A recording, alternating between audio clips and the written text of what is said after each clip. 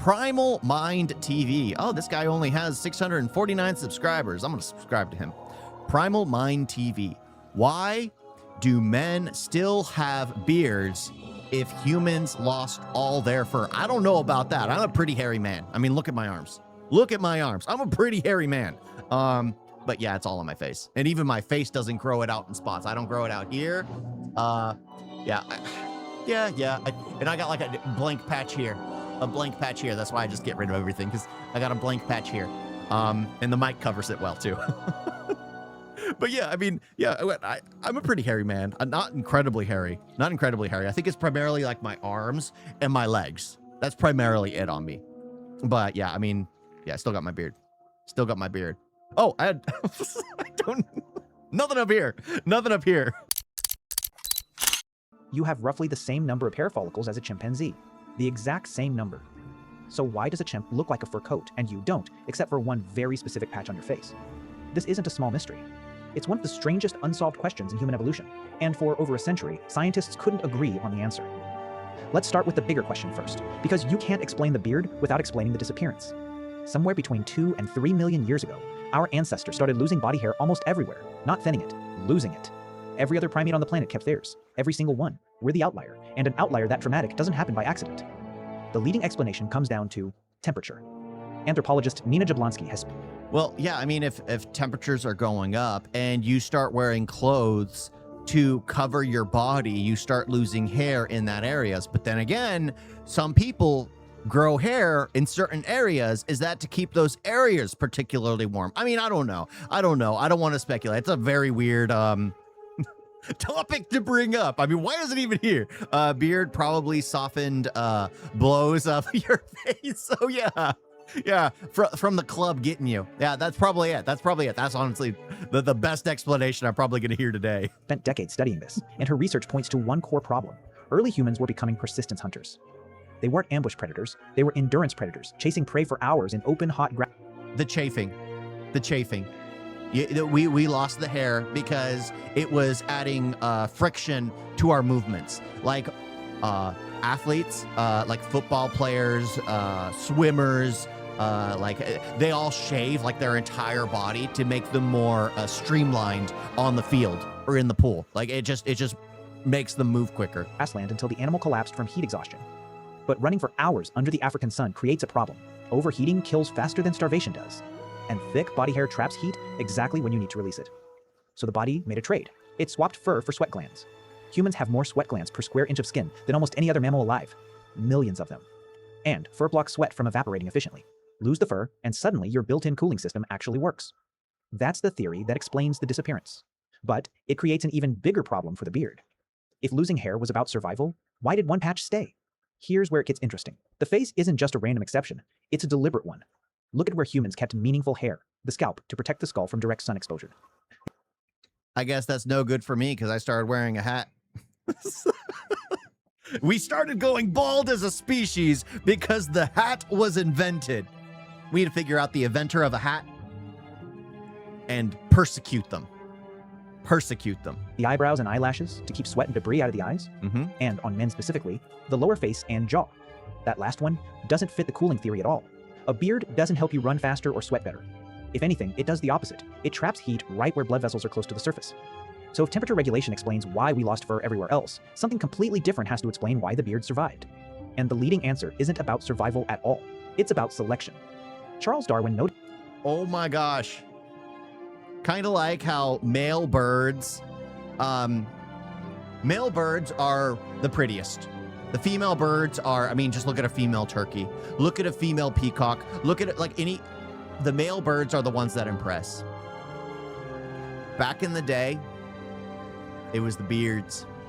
The longer the beard, probably the manlier the man because he survived the fights against the other cavemen. That's probably it.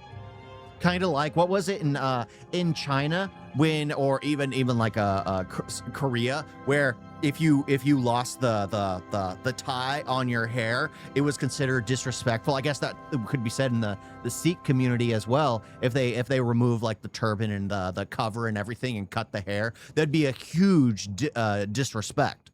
And then nobody would approach them or see them as an option because their honor had been taken from them. Is that it? Where it was seen as a status symbol. I like where mine's at. I don't need to grow it out anymore. Mine grows out problematic to begin with. Noticed this discrepancy back in 1871. He couldn't explain why a trait that offered no clear survival advantage would persist so consistently across human males. His conclusion was that it wasn't natural selection driving it, it was sexual selection. A trait that stuck around, not because it helped you survive, but because it helped you get chosen. Modern research has backed this up in ways Darwin never could have tested. Evolutionary researcher Barnaby Dixon has run multiple studies asking people to judge photos of men with different amounts of facial hair, everything from clean-shaven to full beard. The pattern that shows up again and again, heavier beards, get rated as more dominant, more mature, and more capable of defending. Well, it's seen as masculine. Like, no matter what, even guys can say it. Like, at my other job, there was a guy who had like a straight beard, always oiled, always straightened. He had it curled at the end, like a villain in a comic book series. Like, everything. It was so perfect. And I was like, man, I would love to have that. He's like, dude, all you need to get is this. And I'm like, nah, I'm not doing that. I'm not doing that. But it was like, yeah, you could tell. But the funny thing is, a bald head is considered sexy to men. A beard, like a well-done beard, is considered sexy to men. I don't know how many women actually enjoy the beard now, because for some reason, the whole Korean pop idol thing is going crazy, that now it's the clean face look that everyone's enjoying. The clean face look. It's not like 100%, but it seems like everyone likes the baby face look now. Not so much the hardworking man. Resources or status. Here's the part that makes this make sense biologically. Facial hair growth is directly tied to testosterone and to androgen receptor density in the skin of the jaw and chin, specifically, far higher density than almost anywhere else on the body. Which means a full, thick beard isn't just decoration. It's a visible readout of hormonal signaling that was happening under the skin the whole time. I feel sexual selection theory isn't mainstream anymore. For pure human species, maybe, but sexual selection in humans is a lot more complex and evolved process. Yeah, and it has to do with people's consumption as well. What they consume. Back in the day, it had to do with what was around them. People were products of their environment. Now that everything is accessible to everyone, it's more open source. It's more open source. Ancient humans couldn't run a blood test, but they could look at a man's face and get a rough read on him instantly. That's a massive advantage in a small tribal group where you needed to size up allies and rivals fast, long before you ever spoke a word to them. And there's a second layer to this. Some researchers argue the beard also worked as passive protection, a small buffer against blows to the jaw during the physical conflicts that were far more common in ancient social. Oh my gosh. Sujal, you are absolutely right. You are absolutely right. Soften the impact. Yeah, like I said you were going to be the most accurate, and you are. You absolutely are.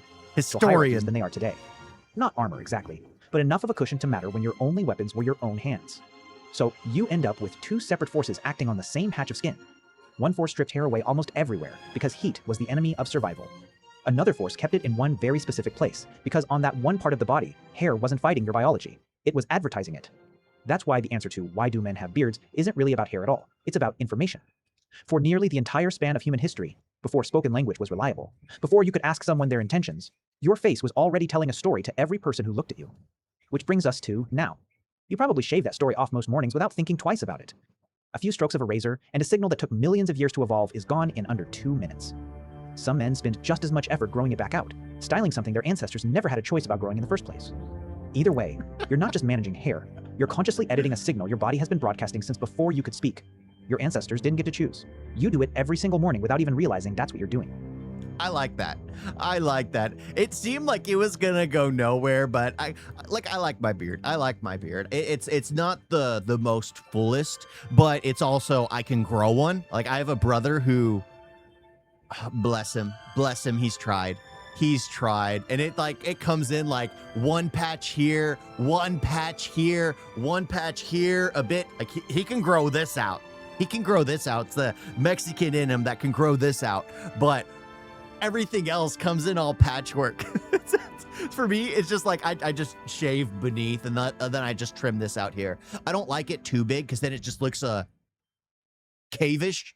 I mean, I did grow it out like a bit for a while. Like, I think I had my hair like this long, but it was because I didn't take care of it. It all curled up into my face. So if I was to pull it, it would go. And then I was like, oh, it's right here. But I didn't take care of it. I didn't oil it, didn't straighten it, didn't, I combed it. That's about it. That was about it. Because I'd have it like with me and I just comb as I was like walking around work. That was about the extent I went to. But after that, it's just like, I prefer this. It gives definition to my face, I feel.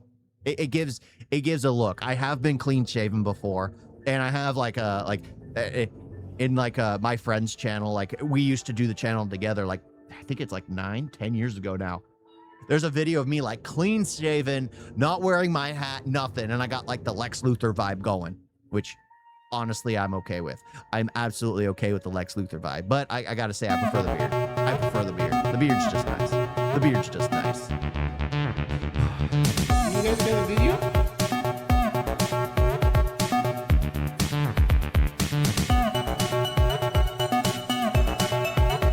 It was so bad. And don't forget to like and subscribe. Where's Sandra?